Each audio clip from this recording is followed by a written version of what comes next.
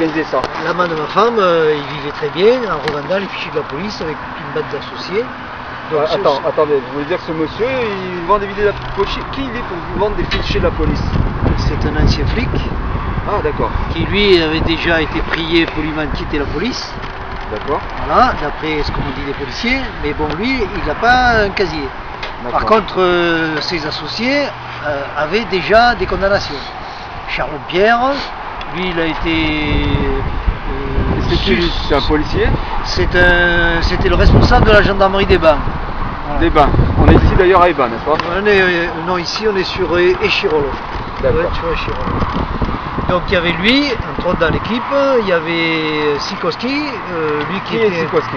un ancien commissaire de police, révoqué. Commissaire de police révoqué qui revend des fichiers de la police? Voilà, pour faux en écriture privée, et là c'était la deuxième fois qu'il se faisait piquer. Attendez, en plus vous me dites qu'il vend des fichiers de la police et il est déjà révoqué? Il était déjà révoqué, il utilisait des policiers en poste à Grenoble pour faire tout son business. Depuis combien de temps cet homme a été révoqué? Il était révoqué en 93. Et vous avez dit que c'était en 2000, je crois. Et il est tombé en 2003 pour l'histoire des fichiers de la police. Donc en fait, si je comprends bien, en fait vous dénoncez des trafics mafieux, parce qu'on peut dire que ça, de la part de notables, après tout. Voilà. D'anciens policiers. Alors, bon, il faut savoir que bon, ces fichiers, ça servait principalement à enquêter sur les gens. Oui. Enquêter sur les gens, le policier, le naïf qui était au tribunal, qui a dit en pleine audience, il y avait plus de 30 personnes où on était venus, je devais déterminer le patrimoine des personnes. Quand le juge lui a demandé pourquoi vous sortiez ces fichiers de la police, le gars il a dit je devais déterminer le patrimoine des personnes. En fait, tous les gens comme nous, on était fliqués pour faire du business. On sait que le renseignement rapporte beaucoup, d'accord. Mais attendez monsieur, là vous dénoncez des choses comme si c'était normal, naturel. Moi je suis surpris. Pourquoi n'avez-vous pas porté plainte pour dénoncer cela? Non, mais moi des plaintes j'en ai déposé des dizaines. Donc il n'y a pas eu de suite. Elles ont été enterrées. Même certaines plaintes, quand j'ai vu le truc, c'était par désistement du plaignant. C'est-à-dire le plaignant c'était moi. Et il y avait marqué que sur la plainte, le plaignant s'était désisté. D'accord. Vous voyez, c'est-à-dire que par derrière, il y avait des protections au niveau de la magistrature. Monsieur, j'entends des gens qui klaxonnent là, avec une autoroute à côté. Vous les connaissez ou pas? En fait, c'est le public qui est informé quand même de votre action. En fait, notre action, moi, suite à mon action, je me suis investi dans d'autres associations. Et donc, l'association au départ, c'était, quand je suis allé les voir, ça s'appelait Père Exclu. Je suis allé les voir pour mon problème à moi. Et puis en fait, je me suis rendu compte que c'était tous des gens qui étaient dans des difficultés comme moi, certains pires que moi, et bon, au bord de la déprime, etc. Et tout le monde a admiré un peu comment je m'en étais sorti. Et au final, c'est moi qui me suis retrouvé à aider les autres, et j'ai fait ça depuis 12 ans. D'accord. C'est comme ça que j'ai rencontré toutes ces personnes qui ont du mal à avoir leurs enfants. Comme ces deux autres papas qui vous ont rejoint par exemple. Voilà, alors qui m'ont rejoint, on va dire que c'est eux qui ont eu l'idée. Ah, c'est vous qui les avez rejoints? C'est plutôt moi qui les ai rejoints. Voilà, bon, je ne vais pas prendre non plus tout sur moi. C'est pas moi qui ai eu l'idée. Bon, il y a eu des idées déjà de ce côté-là qui ont fait des émules, comme on dit, la cathédrale d'Orléans. Pardonnez-moi, pour faire un bilan clair, en fait, vous avez été... J'ai vu votre site quand même. Vous dites que vous avez été spolié, n'est-ce pas? Voilà. Donc par des notables, par des magistrats, par des notaires. Donc moi en fait, ces gens-là, ils avaient beaucoup de relations. C'est-à-dire le gars qui revendait les fichiers de la police, il revendait ça à des notaires, à des huissiers. Il y avait eu des dénonciations même, c'était à la franc-maçonnerie aussi. Et donc ces gens-là, quand moi j'ai commencé à dénoncer, parce que moi j'ai enquêté sur eux, j'ai commencé à aller à la fac de droit, j'ai dit ces gens-là pour qu'ils fassent ça contre moi, m'expulser de chez moi. La procédure était totalement illégale parce qu'au début j'ai pas compris ce qui m'arrivait. Bon, parce que mon avocate m'a trahi, la deuxième m'a trahi. Comment s'appelle ces avocats qui vous ont trahi? Alors la première ça a été Besson Mollard, la deuxième Botta Aubert, le troisième Denis Dreyfus, un avoué Jean Calas. Et après, ils m'ont désigné des avocats à l'aide juridictionnelle. Pour vous dire, celui qu'on m'a désigné derrière était Costa Alban. Et je me suis rendu compte un an après qu'il était dans le cabinet de la partie adverse. Et donc à un moment donné, je me suis rendu compte que de toute façon, quoi que je fasse, pardonnez-moi de vous couper. Vous avez parlé de Dreyfus. Est-ce qu'il a à voir à l'affaire tristement célèbre de l'affaire Dreyfus? Non, ça n'a rien à voir. Rien à voir avec cette famille. C'est un avocat, je ne sais pas s'il a des origines dans cette famille. Donc ça n'a rien à voir avec l'affaire Dreyfus qui est tristement connue en France. Non, là il agit plutôt dans le sens opposé. Donc voilà. En fait, les avocats ont tous reçu des ordres et se sont pliés. C'est-à-dire, moi je communiquais les preuves que ma femme avait organisé un divorce tout falsifié, avec tous les documents, que son amant était témoin dans mon affaire, que c'est lui qui avait organisé mon expulsion. Donc j'avais les preuves par mon détective. En plus, d'accord, donc vous avez des preuves de ce que vous dites. Ah ben, non seulement j'ai les preuves, mais en plus... Mais ces procédures durent depuis combien de temps? 15 ans. 15 ans. Et depuis 15 ans, en fait, comment vous vivez? Vous me dites que vous aviez une maison? J'avais une maison que j'avais achetée sur mes fonds propres, mais depuis 15 ans... Sur vos fonds propres? Oui. Elle est où cette maison? Elle est donnée à mon ex sans compensation. Les droits de l'homme de 1789 disent clairement nul ne peut être dépossédé de ses biens sans compensation. Les juges ont violé les lois. Et pour m'empêcher d'aller en cassation, il y a eu 5 semaines de courrier bloqué à la poste Chavin, que j'ai tout mis en ligne.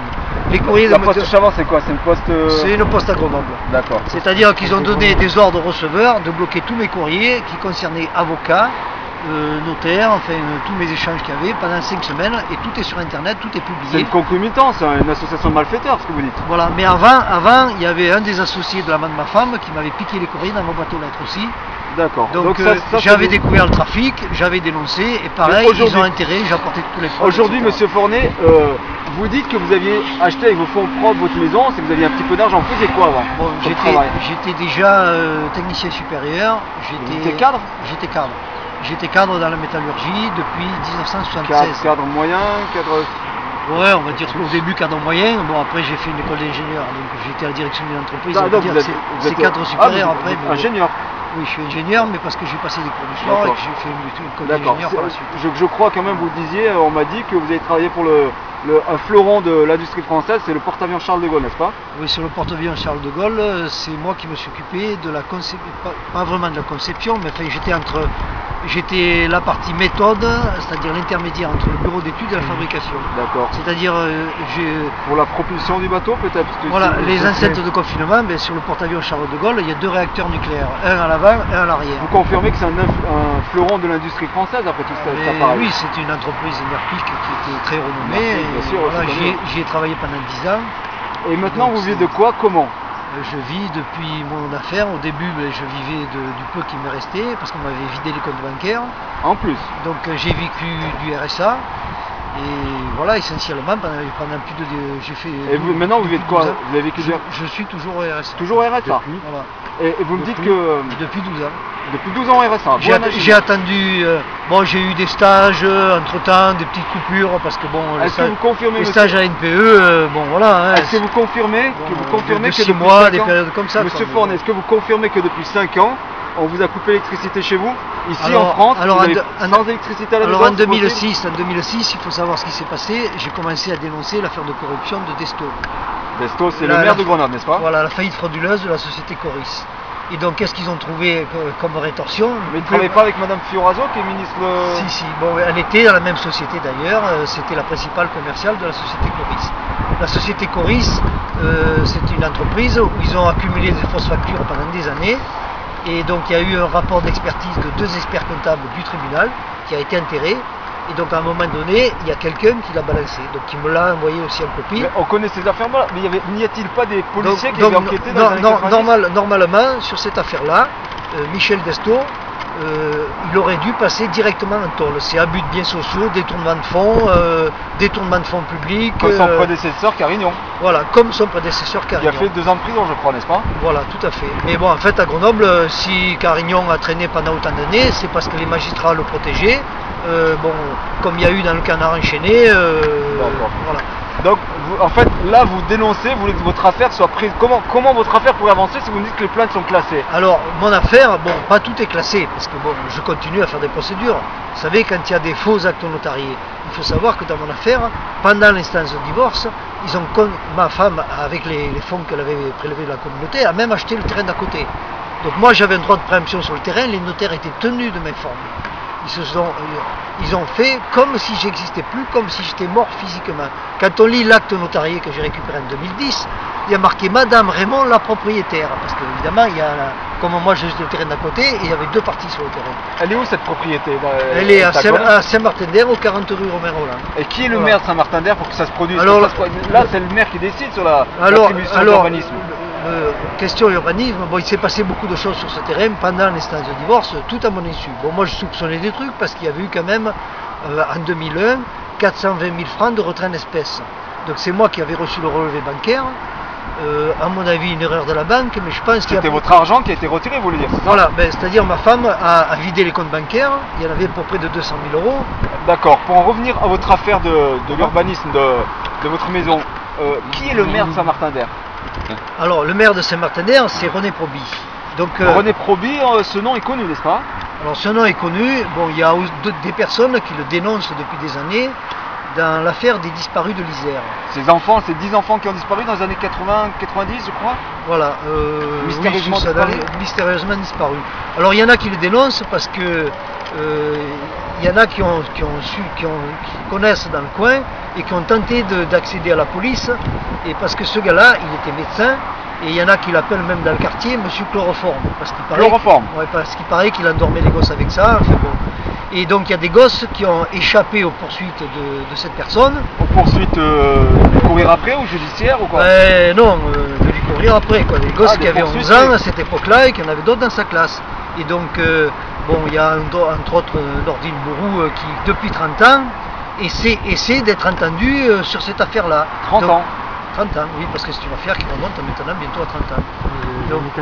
Donc en fait, vous me dites que M. Proby, qui est maire actuellement de Saint-Martin-d'Air, il est dénoncé, accusé, puisque... disons, tous ces gamins qui savent des choses, ils ont été menacés d'internement psychiatrique quand ils ont voulu aller dénoncer à la police. Donc aujourd'hui, il y en a encore qui continuent comme ça, qui existent toujours, et qui savent ce qui se passait à l'époque.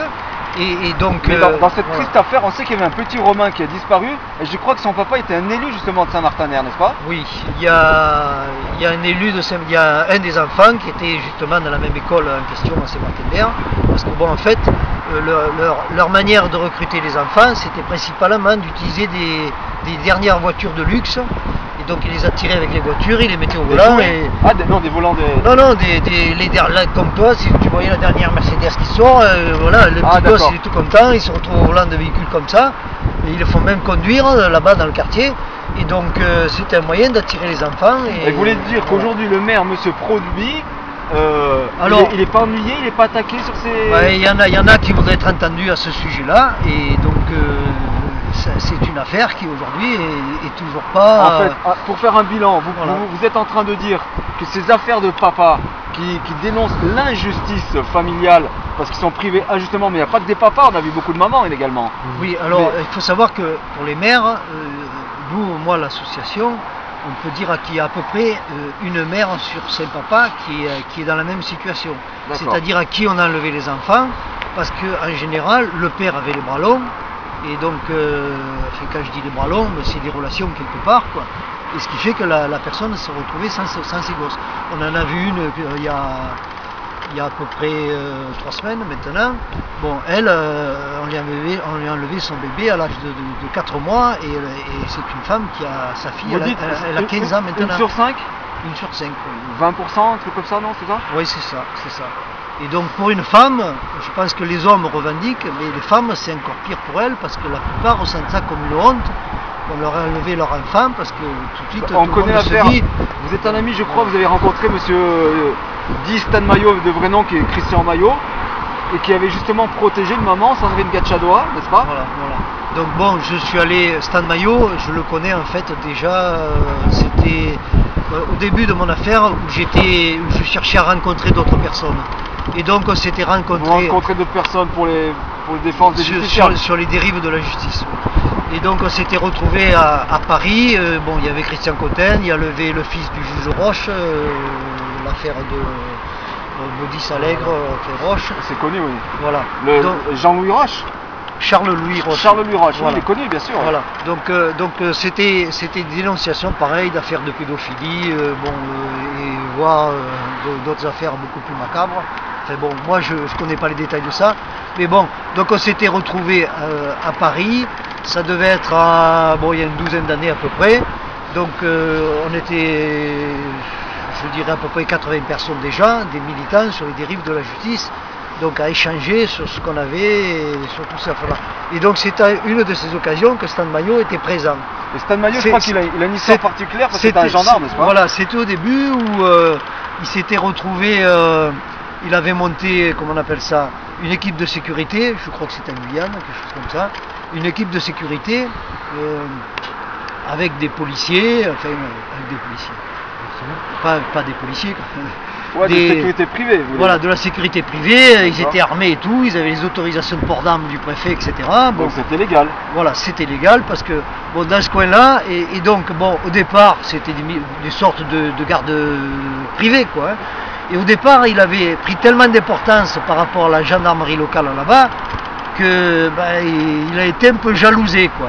Parce qu'en fait, ça veut dire qu'il faisait le travail des gendarmes, c'est pour ça? C'était un peu ça, quoi. Parce que quand il arrêtait les délinquants, il les amenait aux gendarmes et il leur disait vous n'avez plus qu'à les mettre en tôle, quoi. Mais lui-même de formation, n'était-il pas gendarme, militaire dans la Voilà, il avait quitté la gendarmerie parce qu'il disait que c'était le plein-plein et que là-bas, foutait rien. Cet homme est particulier parce que je crois que son grand-père, il me semble, ou quelqu'un de sa famille, avait accompagné le général de Gaulle, et c'est lui qui était célèbre pour dire aux Français, la France parle aux Français, n'est-ce pas? Oui, voilà, c'est ça. C'est donc son grand-père, n'est-ce pas? C'est ça. Il avait une famille un peu... Et Stan Maillot, il est où aujourd'hui? Stan Maillot, aujourd'hui, tout le monde se demande où il est passé. Parce qu'il y a eu une intervention du côté dans l'Est, à Besançon, c'est ça? Besançon, oui. Avancé, je crois. Et donc, il y en a beaucoup qui pensent qu'il a été arrêté par les flics. D'autres se demandent s'il a réussi à fuir, mais c'est étrange qu'il n'ait pas donné de nouvelles à personne. Et c'est surtout étrange que plus personne ne le cherche, même pas les gendarmes, puisqu'ils le cherchaient à l'origine. Voilà, donc personne ne le cherche pas, c'est étonnant. Donc Stan Maillot, pour revenir à son affaire, donc lui il est rentré dans le combat parce qu'il s'est retrouvé en fait à un moment donné, comme il dérangeait la gendarmerie, ils ont voulu se débarrasser de lui. Évidemment, ils ont monté des faux comme d'habitude, en disant qu'il n'avait pas des autorisations, etc. Donc il s'est retrouvé attaqué, et donc il s'est retrouvé marginalisé. Son business qu'il avait de police privée, il s'est retrouvé sans rien. Donc il s'est retrouvé remonté par la justice à côté de ça. Et puis en même temps, il s'est intéressé aux affaires d'enlèvement d'enfants, de pédophilie et ces trucs-là, avec sa compagne qui... Jeannette Seemann, on entend, c'est une Allemande, n'est-ce pas? Voilà, alors je ne connais pas exactement son passé à elle. Bon, moi je les ai connus pour la première fois, je vous dis, il y a 12 ans, parce qu'on s'est retrouvés à partager le même appartement suite à cette réunion qu'on avait faite à Paris. Et il y avait votre ami Alain, n'est-ce pas? Je crois que j'avais rencontré un de vos amis, Alain Lizeretti. Alors Alain Lizeretti, lui était de Grenoble, donc on y était allés d'ailleurs ensemble. Et qu'est-ce qu'il est devenu, Alain? Alain Lizeretti s'est là suicidé, quoi. Pourquoi il s'est suicidé? Lui, il avait porté plainte contre le notaire pour un détournement d'héritage. Le notaire a détourné son héritage, oui. Voilà, et il a porté plainte contre le notaire Baucher, parce qu'il s'est aperçu... Baucher, ici à Grenoble? Oui, à Grenoble. C'est un successeur de Jean-Luc Pupillard, justement, dans l'affaire Carignon. Et oui. donc, ce qui s'est passé, c'est que, en fait, il s'est aperçu un jour que sa sœur ouvrait un grand restaurant, il s'est dit, mais putain, d'où elle a sorti le fric?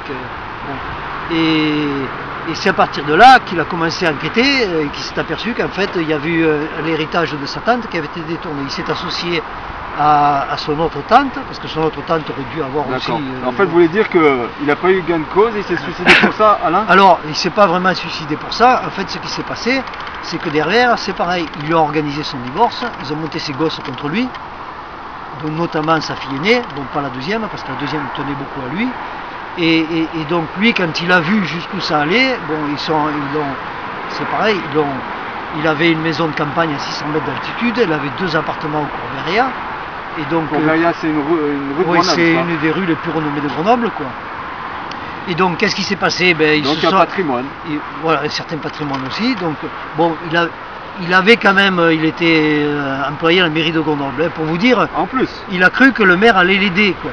Alors c'est moi, quand je lui ai raconté l'histoire de la faillite frauduleuse, j'ai dit mais tu sais, le maire de Grenoble, il a déjà des casseroles derrière, à mon avis ce que tu dénonces ça va pas... Bon, alors Pardonnez-moi monsieur Fournet, en fait votre affaire elle est très lourde, mais vous avez les preuves de ce que vous dites, n'est-ce pas? Pour avoir consulté un peu votre site, je trouvais qu'il était bien enrichi. Moi quand j'ai découvert tout ce trafic, je me suis dit il faut à tout prix que je publie tout. Et j'ai commencé à publier en 2003. C'est là que j'ai appris à publier sur internet, savoir comment on faisait. Et donc là, inlassablement, je balance tout en ligne au fur et à mesure. Chaque fois que je trouve des preuves, je mets tout en ligne. Et les preuves d'où? Vous les avez cherchées, mais il suffit de mener des enquêtes sur la plupart de nos affaires, on trouve les papiers. Faut pas. Bon. Et il y en a aussi également, je crois. Alors au départ, j'ai enquêté sur les policiers parce que quand j'ai compris comment ils m'ont expulsé, j'ai dit c'est pas possible, c'est illégal, c'était illégal. Donc j'ai dit pour qu'ils fassent ça avec autant de monde de manière aussi sûre. Je me suis dit, ces gens-là, ils ont forcément fait ça à d'autres occasions. C'est comme ça que je suis allé à la fac de droit, j'ai consulté le juridiste Lamy, parce qu'il y a les arrêts de cassation et donc, qui servent de jurisprudence. Et donc à l'époque, ils n'étaient pas anonymisés. Donc en cherchant avec les noms, j'ai trouvé Charles-Pierre, Sikowski, deux associés. Tous les noms qui participaient à votre spoliation. C'est un peu comme ça que... Voilà. Très bien. Ben, René, on va vous quitter. Maintenant, on sait pourquoi vous êtes ici. En fait, vous luttez contre l'injustice et vous avez les preuves. Voilà, mais il y a aussi, il ne faut pas perdre de vue, qu'il y a l'affaire des pères, parce que les affaires familiales, c'est devenu un véritable business des avocats. Moi, c'est ce que je me suis aperçu au bout de 12 ans. Et donc... je veux dire, la plupart des gens sont montés les uns contre les autres avec l'assistance des avocats. Et comment on peut s'informer sur savoir qui vous êtes, savoir ce que vous dites est vrai, parce que c'est lourd. Ah ben moi c'est tout simple. Vous voyez, là il y a écrit www.trafic-justice. Trafic avec un F, trafic-justice.com. Trafic-justice.com, d'accord. En fait, en tapant les deux mots trafic-justice sur Google, on me trouve très facilement, parce que mon site est très bien référencé, il est très visité. Maintenant, dites-nous, est-ce que vous êtes prêt à descendre? En quelles conditions pour que vous descendiez, monsieur Fournet? Parce que là, c'est dangereux, vous risquez l'orage, la chaleur, il y a tout. Moi aujourd'hui, je ne suis pas prêt à descendre. Vous savez, ça fait 15 ans que je bataille. Ces gens-là, c'est comme s'ils m'avaient mis en prison. Ils m'ont privé de mes biens. Ils m'ont privé de mon fils. Bon, maintenant, je me fais plus d'illusions. Mon fils, bon, je ne sais pas si un jour il va s'inquiéter de savoir ce qui s'est passé. Mais bon, ils m'ont collé toutes les dettes sur le dos, des condamnations pénales. Pour moi, il faut à tout prix qu'il y ait un recours en révision. Voilà, alors pour que votre affaire avance... C'est une escroquerie en bande organisée. Et quelle procédure est possible pour que votre affaire soit traitée? On sait qu'il y en a... La procédure aujourd'hui, c'est escroquerie en bande organisée. Après, la Cour de cassation, vu toutes les dérives qui ont été constatées, qui ont été dénoncées, elle peut accepter et casser les jugements et proposer un dépaysement pour que l'affaire soit entièrement rejugée. Parce que tout ce que je dénonce et toutes les preuves que j'ai sur Grenoble, tous les magistrats qui se sont impliqués illicitement dans la plupart des procédures, parce que tout est flagrant. Pour vous dire, ils ont enterré des procédures en appel, alors que j'avais fait plus de 5-6 lettres adressées de partout. Ils m'ont refusé l'aide juridictionnelle alors que j'ai l'aide juridictionnelle totale pour enterrer des procédures. C'est une véritable mafia en col blanc qui cherche à enterrer, je ne sais pas quel trafic il y a là derrière, mais c'est énorme. En fait, l'abolition de privilège n'a jamais eu lieu. Voilà, pour vous dire, dans l'affaire Sikowski, ils ont encaissé 600 000 euros en revendant... 600 000 en vendant des fichiers de la police. En revendant 20 000 fichiers de la police en 17 mois. Attendez, mais ce trafic durait depuis 1992 avec un certain Pascal Gréco, qui avait une société à terre à Montbazon, à côté de Tours, qui employait 150 personnes. Tours, c'est ça? Tours, oui. D'accord. Cette société employait 150 personnes pour du fichage, du renseignement. Le Pascal Gréco, sa femme a été impliquée dernièrement. Bon, je l'ai mis sur mon site aussi parce que je suis en relation avec une personne. Il a détourné l'héritage. En fait, cette société, il a déjà piqué à quelqu'un dans un héritage. Voilà. Donc, ce Pascal Gréco, il connaissait toute cette bande de flics. Ouais, c'est une affaire de complicité mafieuse. C'est ça. René, on va vous souhaiter bon courage. Je vois que vous êtes motivé. Apparemment, vous avez les preuves. On vous souhaite de réussir, mais Alors moi je pense que là, ici, médiatiquement, on a quand même réussi à attirer les médias sur cette affaire-là. Mais on ne parle pas de vous, on ne vous a jamais vu, monsieur, dans la télévision. Oui, donc, mais je suis bien placé pour le savoir. Je sais, moi j'ai un site qui dérange parce que les médias, ça fait des années que je les sollicite. Et donc ils ont toujours tourné le dos, vu tout ce que je dénonce et vu le nombre de personnes qu'il y a. Mais bon, je dis cette place ici, ne serait-ce que pour les papas, parce que c'est un véritable scandale que les affaires familiales ce soit un business. Vous voyez, il y a des lois très simples qui pourraient être appliquées. C'est la résidence alternée obligatoire en cas de séparation. Par défaut donc. Par défaut. D'accord. C'est-à-dire quand. Et qu'est-ce que ça apporterait de bien? On sait que les enfants demandent ça, mais. Ce que ça apporterait, c'est que ça éviterait aux pères et aux mères de recourir à la justice et de se faire plumer par les avocats. Et toutes ces manipulations qu'il y a derrière. Pourquoi se faire plumer par les avocats? Ils n'ont pas autre chose à faire, les avocats? Les affaires familiales, c'est un véritable business. Et donc derrière, bon, il y a les enfants, les parents qui se battent pour les enfants pendant 20 ans, parce quand il y a des parents qui se séparent, que les gosses ont 3 ans, je vais vous dire, bon, ils reviennent en procédure tous les 2 ans avec leurs affaires. Alors beaucoup de pères abandonnent, et ça finit par faire des enfants orphelins du père, parce que Oui, d'après les assises sénatoriales de la délinquance juvénile qui avait lieu, je crois, en septembre-octobre 2010, ils disaient que plus de 3 millions d'enfants ne voient plus leur père, 2 millions sont élevés par un père non biologique, plus 150 000 enfants sont placés abusivement chaque année en France. Voilà. Et il naît en France entre 50 et 60 000 enfants orphelins de père. Déjà, tu peux dire. Voilà.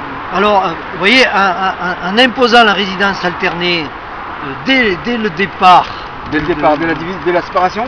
Non, dès la conception du gamin. C'est-à-dire que une personne qui a, à l'occasion d'un accouchement, on l'informe de ses droits. En cas de séparation, vous voulez dire que s'appliquera une résidence alternée. On ne la met pas quand l'enfant est né, mais le jour du mariage des gens ou d'un Pax, etc.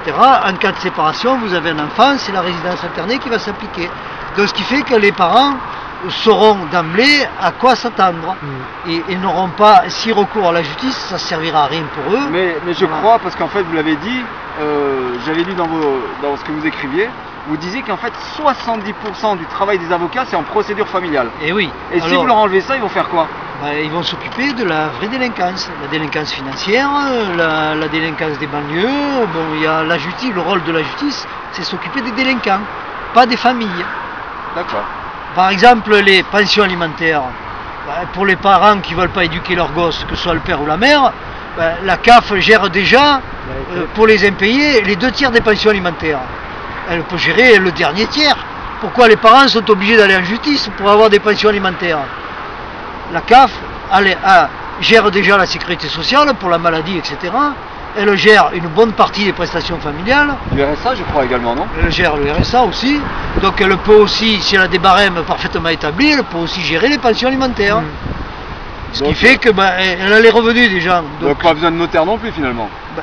Pour les pensions alimentaires, non. Après, il reste la partie des biens. Mais ça c'est d'accord. Voilà. Alors les biens aussi c'est important parce que quand les parents se séparent, il faudrait que les biens soient imposés, que les biens soient partagés devant notaire avant un divorce. C'est-à-dire la condition du divorce, il faut que les gens aient partagé les biens. Vous voyez, ça éviterait tous les trafics qu'il y a, comme moi, vous voyez, comme 15 ans après pour batailler. Le contrat de mariage par exemple, ça existe, mais je veux dire, les gens qui n'ont pas prévu, parce qu'ils n'ont rien au début, il n'y a pas besoin de faire un contrat de mariage quand on n'a rien. Vous voyez, moi c'était un peu différent, moi j'avais acheté sur mes fonds propres, je ne m'attendais pas... Justement, de combien de fonds propres, mais vous dites que vous avez été spolié donc, de vos fonds propres, combien avez-vous investi? Alors moi combien votre capital en fait, quand j'ai acheté ma maison à Saint-Martin-d'Air, j'ai acheté une ruine quasiment. Oui. Mais quand j'ai acheté le bien... Combien vous l'avez acheté? Pardonnez-moi, mais il faut... Alors on l'a acheté 230 000 francs. D'accord, oui. 40 000 euros. Voilà, il y avait 210 000 francs qui étaient payés sur mes comptes bancaires personnels et 20 000 francs qui étaient payés sur le compte commun. Le compte commun, c'est essentiellement moi qui l'alimentais, ma femme était en stage. Et aujourd'hui, combien donc on peut dire que c'est la petite partie qui est dans la Aujourd'hui, cette maison qu'on vous a spoliée, combien elle vaut aujourd'hui? On connaît la valeur d'immobilier. Alors aujourd'hui, mon ex a réussi à racheter l'autre moitié du terrain qu'on devait acheter déjà depuis longtemps, avec les fonds détournés de la communauté. C'est-à-dire il y avait plus de 200 000 euros qui m'avaient vidé les comptes bancaires. Donc elle a évidemment... 200 000 francs, vous avez dit? 200 000 euros. Euros. Ah d'accord. Non, voilà. J'actualise parce que bon, sinon. Merci. Voilà. Donc en fait, elle a acheté l'autre partie du terrain et la propriétaire à Paris s'est faite spolier aussi parce qu'elle lui a proposé de payer la majorité, les 2 tiers du prix en dessous de table. Et le dessous de table, il n'est jamais arrivé jusqu'à la propriétaire à Paris. Et pourquoi en dessous de table? Parce qu'en fait, elle ne pouvait pas sortir l'argent puisque c'était de l'argent de la communauté. Donc elle l'aurait sorti officiellement en totalité. Il aurait fallu qu'elle justifie d'où venait l'argent. Voilà. Mais donc en fait, elle a payé avec un dessous de table, et donc le prix réel a été 38 000 euros, le prix officiel, quoi. Hein. Officiel, oui. La mairie a préempté derrière, et c'est là que j'ai vu toutes les tractations qu'il y a eu entre la mairie et mon ex. La mairie avec M. Proby, on en revient. Avec M. Proby. Et donc la mairie, à un moment donné, a restitué le terrain à mon ex. Mais j'ai des PV de la commission d'urbanisme, où alors que... Vous avez les preuves. Bien sûr, ils sont sur mon site. PV en commission d'urbanisme, où il est écrit dessus, la mairie préempte sur un bien appartenant à Madame Raymond, alors que la communauté n'était pas encore partagée au tribunal. Mais c'est-à-dire qu'il y avait déjà des élus, alors il faut vous dire l'histoire, bon. C'est en prévoyant. Aujourd'hui, il faut comprendre que mon ex-épouse était au permis de construire, délivrer des permis de construire. À Saint-Martin-d'Air, chez Proby? Non, pas chez Proby, à la mairie des Chirolles. C'est à côté, n'est-ce pas? Voilà, mais sur l'agglomération, c'est Grenoble-Blaze, et c'est bon, tout le monde se connaît, quoi. C'est la même ville. On voit que c'est une belle ville, oui. Non, je dis, c'est la même ville. Non, mais c'est une belle ville aussi. Mais voilà. Quand on parle Grenoble, Saint-Martin-d'Air, Eban et Chirolles, tout se touche. Oui, il n'y a plus vraiment de limite, quoi. Aujourd'hui, donc M. Fournet, votre maison a combien? Donc ce terrain, qu'est-ce qui s'est passé? Mon ex l'a acheté. Bon, il y a une partie qui lui a... Après, finalement, il lui a été restitué parce que moi, quand évidemment, j'ai découvert les tractations, tout ça, j'ai menacé le maire, etc. Mais au bilan, il lui a restitué l'autre partie. On peut construire, il y a 1800 mètres carrés. Voilà, on peut construire des immeubles de 6 mètres de haut. D'accord. Et on peut construire plus de 4000 mètres carrés habitables sur le terrain. C'est-à-dire que le terrain aujourd'hui vaut à peu près 1 million d'euros. Juste le terrain? Juste le terrain. Ah, d'accord. Après, potentiellement, vu les possibilités d'urbanisme qu'il y a dessus et en pleine ville. On comprend mieux pourquoi maintenant vous avez été spolié et ratatiné, d'accord. Voilà. Monsieur Fournet, on va vous souhaiter bon courage. Alors on va visiter votre site pour voir ces preuves-là. Je peux vous dire aussi que j'avais ce bien que j'avais acheté sur mes fonds propres, mais à la communauté, on avait acheté aussi 2 appartements. Parce que comme je m'étais retrouvé au chômage de la métallurgie, moi j'étais un bon manuel, donc j'avais commencé à racheter 2 appartements et je prévoyais d'en racheter une dizaine. Hein. Un comptant, l'autre à crédit. Une dizaine? Oui. Et donc, un compte en plus? J'étais en train de monter une SCI, Société Civile Immobilière. Voilà, j'avais de l'argent en banque. Dans la métallurgie, je ne trouvais plus de boulot. Je retrouvais des boulots 2 mois par an, j'arrivais même pas à récupérer des droits au chômage. Donc j'ai été investi dans l'immobilier. Et donc il faut savoir que le 2e appartement, il lui a attribué à titre de pension alimentaire. C'est-à-dire que voilà, c'est vraiment l'aberration totale, quoi. Et dernièrement, elle a même acheté la 2e part de l'appartement aux enchères et on lui a donné. Ils m'ont bloqué la procédure, c'est-à-dire la maison, l'appartement, les comptes bancaires, et encore je lui dois encore de l'argent, c'est-à-dire je veux récupérer l'appartement où je suis dedans. Soyons logiques. Voilà où on en est. Pour qu'on lui fasse autant de cadeaux, il y a forcément une question de partage. À mon avis, je pense pas que le partage c'est 90% et 10% peut-être pour moi qui me restera. Non mais pas le partage entre vous, mais le partage entre elle et d'autres. Je pense que il y a eu des retraits en espèces importants sur les comptes bancaires. Et donc il y a dû y avoir du donnant-donnant, ils ont dû être obligés d'arroser pas mal de monde. Et donc elle a arrosé et les autres lui ont donné en compensation les biens immobiliers. Tout ça on peut le voir sur votre site, donc on va le voir sur votre site. Tout est sur mon site, vous tapez www.trafic-justice.com et... écoutez monsieur Fournet, on va vous souhaiter bon courage parce qu'on sait qu'ici vous êtes sur une colonne très haut. Ça a beau être beau, c'est risqué, vous n'êtes pas en vacances, n'est-ce pas? Non, mais bon, ça va, j'ai encore une bonne condition physique, je tiendrai. Vous avez assez à manger quand même? Oui, malgré le barrage de la police, maintenant ils ont relâché les efforts et du coup on est alimenté. Oui, je crois que. Mais il y a une bonne communication avec eux, je pense, non? Oui, on a un bon soutien de public en bas. Il y a aussi, souvent 10 à 15 personnes tous les jours quasiment. Donc voilà. Attendez. Pour on vous souhaite bon courage et on vous souhaite donc voilà. une victoire, parce que c'est 30 ans de votre vie qu'ils ont pris, je crois, n'est-ce pas? C'est ce que vous disiez sur votre site, j'ai regardé un petit peu. Moi, je suis quelqu'un je suis parti de zéro. J'étais à la DAS, je me suis retrouvé à 12 ans à la DAS. Et ce que j'ai gagné, je l'ai gagné par mon travail, par mes études, et je ne dois rien à personne.